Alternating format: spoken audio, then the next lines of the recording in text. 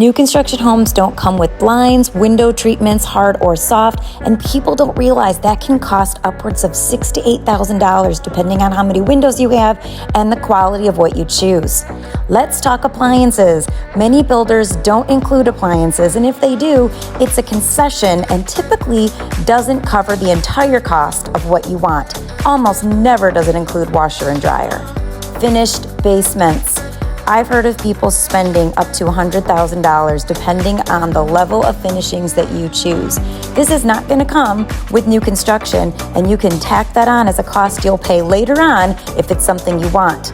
Let's walk down this beautiful path of stamped concrete, which of course is not going to come with your new construction home, or this beautiful concrete and limestone two-tiered patio, which, yes, includes a spiral staircase. This is something you're going to have to budget for, and it's going to come to the tune of at least $25,000. This one, of course, is much more than that. Last, but certainly not least, is the cost of sod, sprinklers, and landscaping, which doesn't typically come with new construction.